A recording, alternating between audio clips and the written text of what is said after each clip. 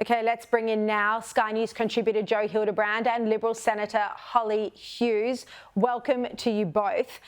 Now, Joe, Victorian Premier Jacinta Allan was very strong in her comments about this, but yet police seemed powerless in the face of these protesters. Yeah, well, the problem is you don't seem to need any permit to protest in Victoria, even though, of course, if you dare to protest against COVID restrictions, you get locked up pretty quickly. And the difference between that and New South Wales, where we have a much more moderate, sensible, right-wing Labor government, as opposed to the left-wing Labor government that's the sort of empty sort of husk of the legacy of Dan Andrews in Victoria. For one thing, there's two things here. I think you can say whatever you want. You can call the protesters morons or whatever. But if you have fostered a culture that basically rewards extreme leftist behaviour and basically sort of, politicises almost the entire state, which is what's happened under 3 terms of socialist left Labor in Victoria, then you are going to get those things. I don't see why you can't have a permit system to protest in Victoria. We have the exact same thing in New South Wales, and yet still we have these, doesn't interfere with freedom of speech. They still have their bloody protests every single week. But when it comes to things like, protesting, in support of October 7th, or saying that, and these are people who sympathise with the people who launched the October 7 terrorist attacks. Yeah, having their protest there, which would have been right outside the Great Synagogue in Sydney, for example, meant that police had the power to say, oh, no, you don't. You have to move it somewhere else. I think it's just not good enough, Hollie, that these protesters effectively are bullying everyone and they get away with ruining what should have been just a simple joy, the annual tradition that so many families have of going to see the Christmas displays. I know, but it just shows their idiocy, watching some of the tweets you just put up, that this is the land that Jesus was from. Yeah, no, absolutely. That is where Jesus, the Jew, was from. And so they actually destroy their own argument. And for any of us that have been to Israel and know that Bethlehem is actually run by the Palestinians, I've been to the Church of the Nativity, where Jesus was born, what Christmas is all about. And I actually bought a Bible there and a few other things, and bought them from Palestinians. So these are people who are completely ignorant to everything about what is going on. They have no comprehension. The fact that so many Palestinians actually blame Hamas for the troubles and the hardships that they've endured, the treatment of women, the treatment of gays, all of those things that Hamas has been responsible for, yet these so-called look, they're morons. Sorry, Joe, I know you said you can say they're morons. They are morons. They are idiotic, they are stupid, they don't understand history. They refer to colonisation when, Alaska is on the top of Temple Mount. Well, I'm sorry, if you're colonising somewhere, you don't build underneath the temple. Like, come on, and it's the second temple. I mean, they don't understand the basics of the history, they don't understand the basics of the actual geography of the region.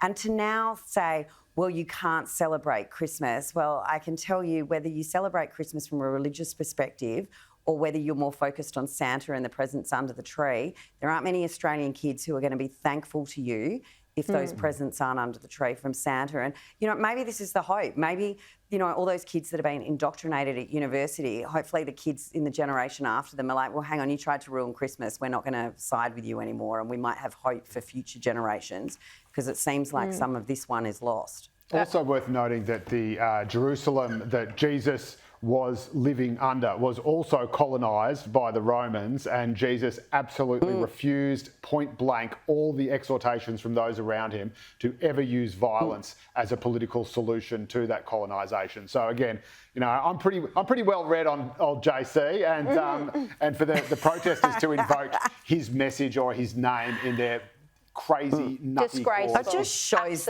how stupid they are. Yeah, it really does. Stupid and selfish. And of course, just adding to the history lesson, well, Jews were, of course, indigenous to the land of Israel, there for more than 4,000 years.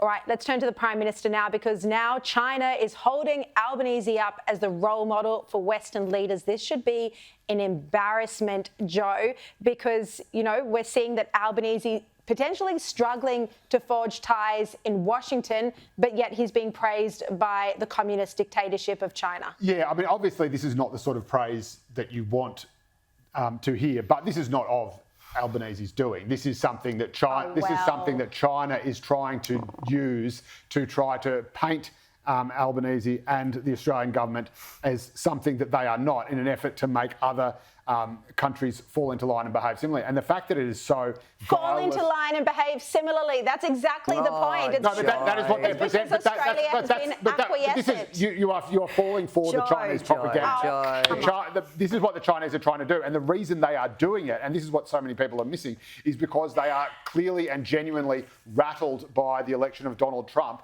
And that is a good thing. They are desperate and they are saying, oh my God, it looks like, America is now this unknown quantity. We don't know how it's going to behave. And it says, oh, look, we're going to, present this picture of Australia, which they know is America's greatest ally in the region, paint them as being supplicant in the hope that America will say, oh, well, if Australia's doing it, we'll do it too. It is hopelessly naive and stupid and shamelessly transparent. But it does show how worried China is, and that is a good thing. What do you think, Hollie? I mean, it's the worst thing in the world, isn't it? Getting praise from dictators when everyone can see the Albanese government's petrified about Donald Trump's election.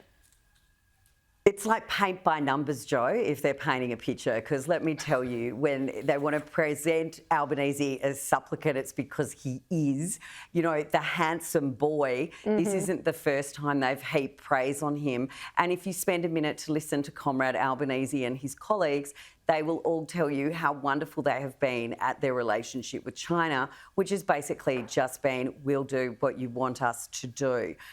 They are absolutely fawning at China. We know that. It is absolutely frightening for Australians to think that our Prime Minister is more comfortable cozying up to left-wing communist dictatorships than he is with having relationships with capitalist, Western values leaders around the world. Mm-hmm. And I wouldn't be saying this is something that should be shirked at.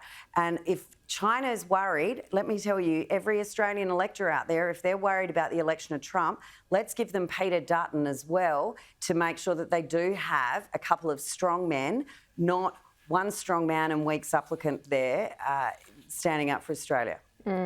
Very good points. The fact that Albanese is more comfortable criticising our ally in Israel than he is China says a lot. All right, Hollie Hughes, Joe Hildebrand, great to see both of you.